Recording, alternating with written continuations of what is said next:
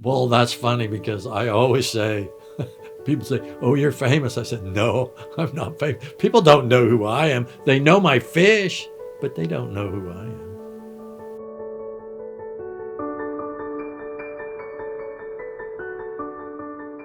So, who are you? Just a regular guy. I dare you to open a freshwater fishes book in North America and not find a Joseph Tomelleri illustration. He's arguably the best fish illustrator in North America, and this is his story.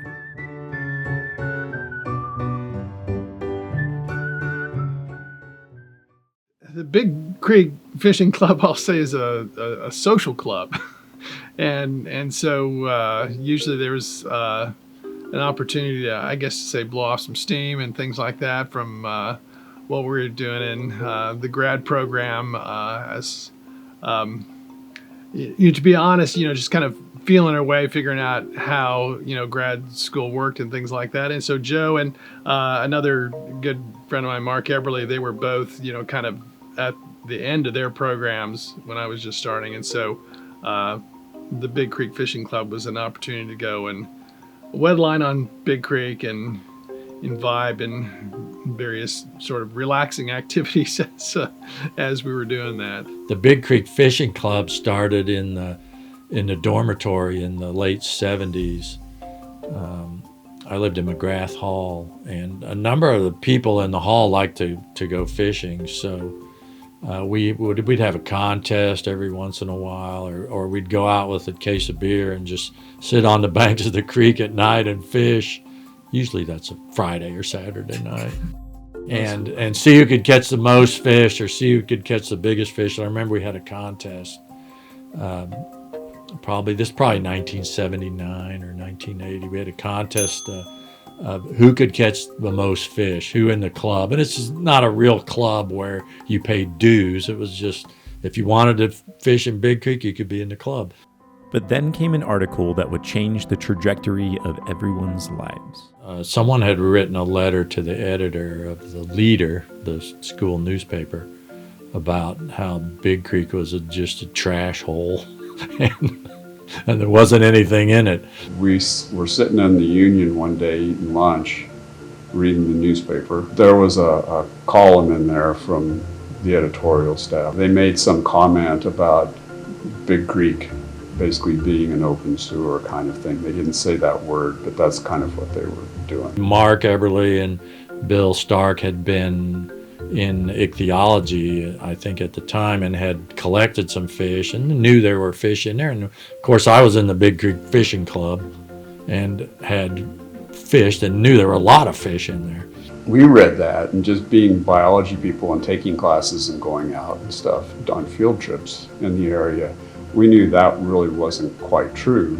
That one little snapshot wasn't very accurate. So just as a lark, he and I decided we were going to go down and see what was really happening in Big Creek.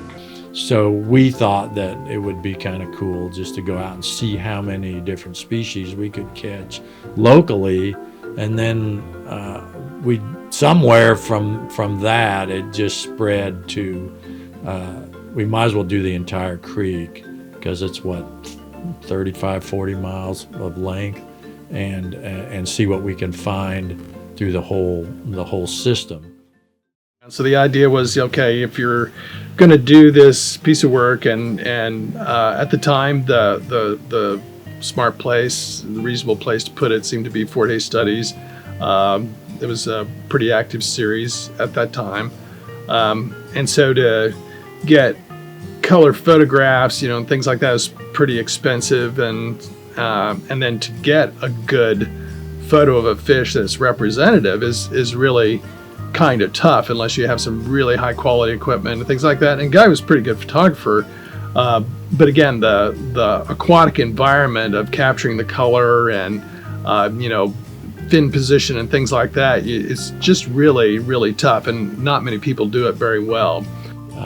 He was a good photographer, but he came back one day into the grad room and he said he was going to just quit trying to photograph these fish because they were too difficult. So Joe volunteered to draw fish, draw the species. Kind of, I don't remember what it is now. We found 20-some species of fish.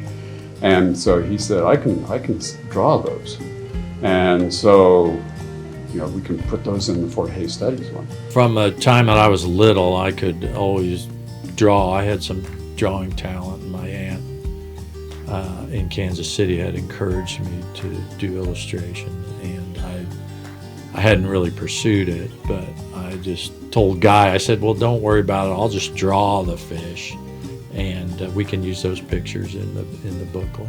So he was doing this in Kansas City, so we didn't have any direct contact with him really while he was drawing the pictures. And then we went to the Kansas Academy of Science meeting in the spring, and so he said, I'll meet you guys there, and I'll bring the first drawings I've got. And Guy and I were kind of trying to figure out, what if they really suck? You know, how are you going to tell him if they really suck? Because we were thinking more along our skills as an artist, which are not skills. And so he pulled them out, and his first ones were all black and white line drawing kinds of things. And then he started doing some color, and they were actually very good. And so we ended up using all of those in the Fort Hays Studies publication as plates in the center. And the originals then, when it all got done and he was finished messing with it, he donated all of the originals to the Sternberg Museum. It's really remarkable how quickly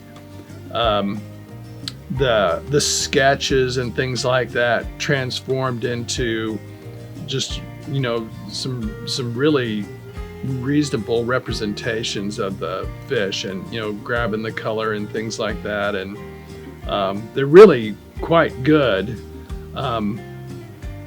Again, when you do something for 20 years, you get better, and Joe is certainly remarkable now, and I don't think it's any question that he's the best at his craft. The process of illustrating a fish is not as straightforward as one might think. To truly capture the scientific accuracy takes tremendous amounts of time and attention to detail, skills that just don't come overnight. I learned pretty early on that you couldn't really do them from a photograph, or that you really had to have the specimens. Because when you look, if you're looking at a fish and you're looking at it from the center, there's a parallax that's involved. So if you're looking at a photograph of a fish and you photographed it from the center, the eye in the photograph is going to appear closer to the snout because it's coming in at that angle. So you can't really use a photograph to block out your outline of the illustration. You have to have the fish itself so you can measure that distance. Specimens that get put into museum collections are important because even though Joe's drawings are accurate all the way through, there are other bits of information that can be derived from a specimen. DNA samples could be pulled from a specimen, for example. A lot of the stuff he's doing, where that's the intention going in, they collect the DNA sample off the fin before they even give it to him to draw. But there are things that you can see on those fish through his artwork, but there are things you can't see, and so internal things as well. And so it gives you that ability to go back and look at it. And some of those then, you know, when they're naming new species, when they're looking at all those different basins and how they all have a fish that's similar to the other ones, but you can tell this one came from this basin and not that basin, that sort of thing. And the DNA is different and those sorts of things. That specimen then sometimes that he drew is what's actually called the type specimen. And so there's not only his artwork that goes with it, but there's also a specimen that people can look at more details that don't show up in the illustrations. All the fish specimens in the Sternberg Museum and other museums have value, but those specimens have a unique value that's just not going to be the norm. So here's an example. This fish is in progress. This is a trout that I caught in the Fort Rock Basin in Oregon in 2021, and it's been frozen in my freezer for 3 years. But this is the specimen that I'm working from, so it's about 3.5 times, the drawing's 3.5 times life size. And the color is pretty much gone from this fish, but I've got photographs of it live when I caught it. And typically a trout is going to be, generally my specimens are going to be bigger than this, but this was the only one that we could catch in the Fort Rock Basin, so it has to do. This drawing is done from this specimen. The specimen is measured pretty carefully, and I'll lay out the fish, and then I use colored pencil is what I'm using for my medium. Colored pencil is different from painting because it's a lot slower, medium. Like watercolor is fast, medium, but of course watercolor, you don't have any room to screw up with watercolor. Colored pencils, because you're working it and it's so slow, it's harder to make a mistake, really. But the colored pencil I've been using it for some almost 40 years, but it's good because when you put the pencil down and burnish it to take the grain of the paper out, it looks kind of wet and shiny like a fish. Unlike watercolor. Watercolor's a little bit flat.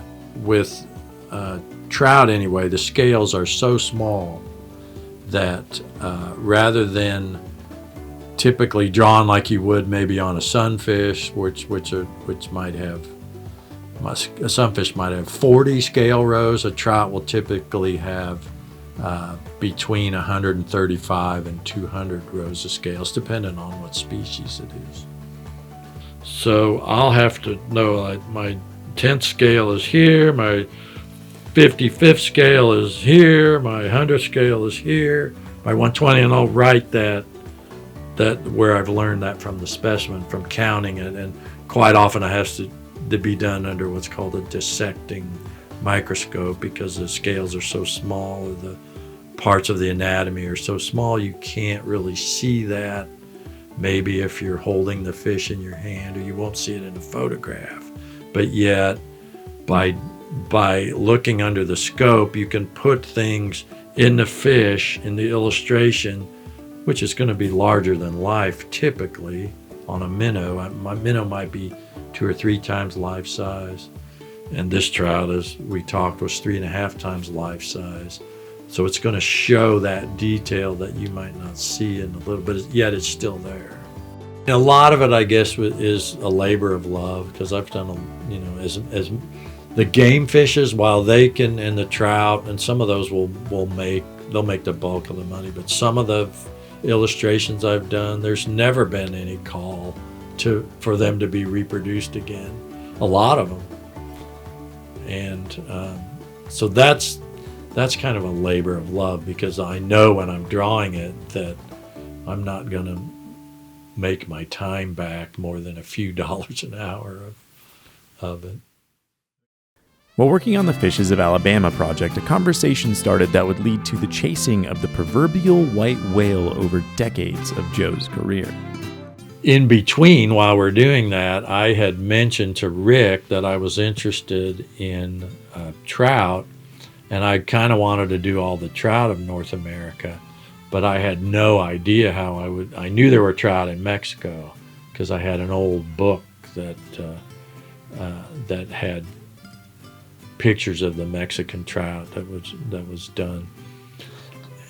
And Rick knew Dean Hendrickson at University of Texas, and knew that Dean had spent a great deal of time in Mexico. And so he called Dean, and Dean arranged a trip to Mexico in 1997, which was our first trip down there. Originally, we came down for Tomelleri to illustrate the trout. He's well known for his drawings of trout, and we wanted to pick up samples of the Mexican golden trout and these other unknown taxonomic entities. And we had the guide down there named John Hatch, and so that was our start of the Mexican trout.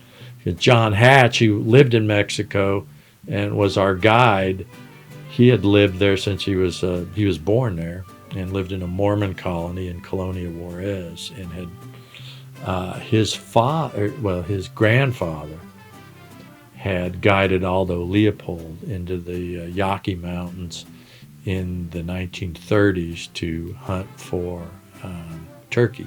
And they had also done some fishing, and John had pictures of Aldo Leopold and Yaqui trout that they had caught. With a team assembled and goals in mind, the Mexican trout adventures began.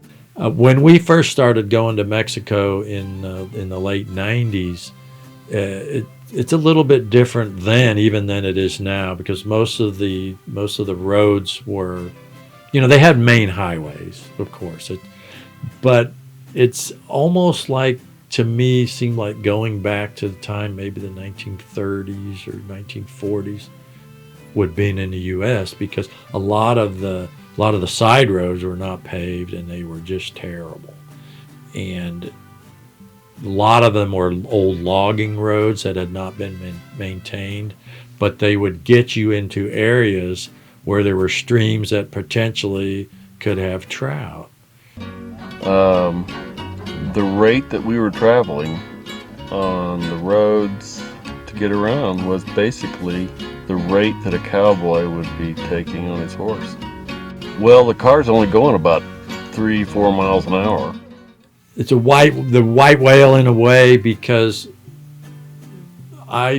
Dean and I had worked sort of together on trying to find out if there were trout on the Atlantic side of in Mexico, the drainages that went into the Gulf of Mexico and Chihuahua.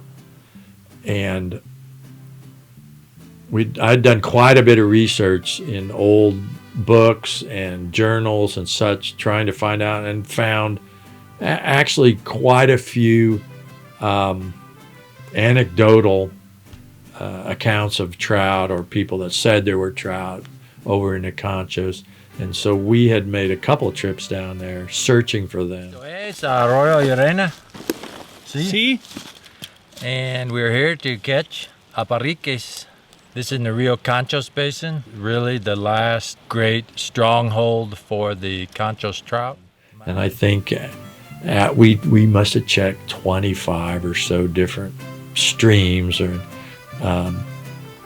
in the Rio Conchos. The Conchos drains into the Rio Grande, which drains into the Gulf of Mexico. We ended up finding 2 separate species of trout in the Rio Conchos.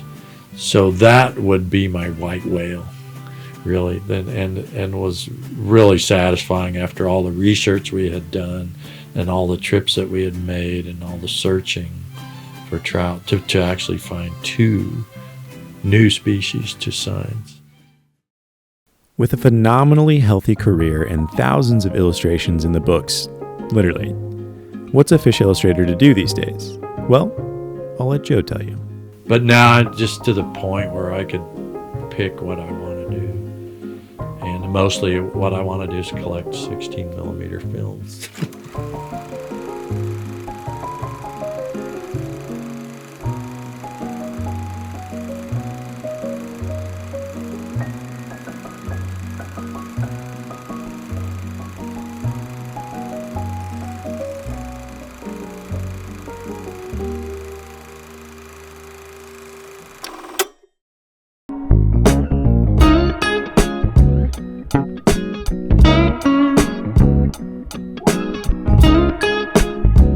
Thank you.